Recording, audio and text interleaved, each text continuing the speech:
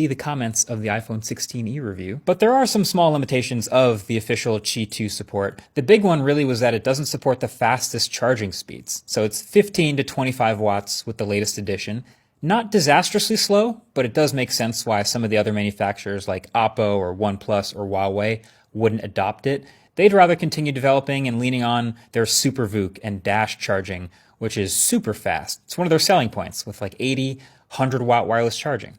Great. Here with the Pixel though, it actually makes perfect sense because they've never had the biggest numbers or the fastest charging speeds. The Pixel 9 only charged, I think, 12 watts on a Qi charger. So 15 to 25 is a big upgrade actually for wireless charging speeds. And now you get these magnets. You essentially added MagSafe to your phones with no downside. And yes, they have done more work with the array and the strength of the magnets and making their own accessories that attach really firmly to the back of the phone. So all that extra work is sick. But if you zoom out enough, MagSafe was a reason people would resist switching from an iPhone to a Pixel. And now it's not. So many of the times that it looks like these companies are just copying each other, yeah, you got to keep in mind that minimizing switching costs is a huge motivator to a lot of this stuff. They used to be in a battle for new customers, but there's just so much less of that now. Like most of the world already has a smartphone. So the real battle now is actually two things. It's kids and people getting their first smartphone, because once you get your first smartphone, you're likely to stick with that for a long time.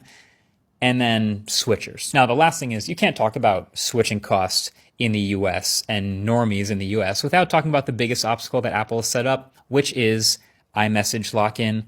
I've talked about this before, and like every time I bring it up, a lot of you guys who are not in the US are like, this seems like the dumbest thing ever because that pressure does not exist outside of this place. But here, blue bubble pressure is so real. But Google did specifically try to talk about this in their event too. And this is how they decided to tackle it. So we realize the idea of switching your phone brand can seem scary. It can even maybe be a little bit daunting. And so we've talked about and have tackled the top two concerns that people have when it comes to switching. So we can stop talking about the green text versus the blue text? Yes. Or that? Yes. And first of all, I'm going to say personally, the green-blue bubble battle is silly and it's tired. And at Google, we're done with that conversation. Yeah.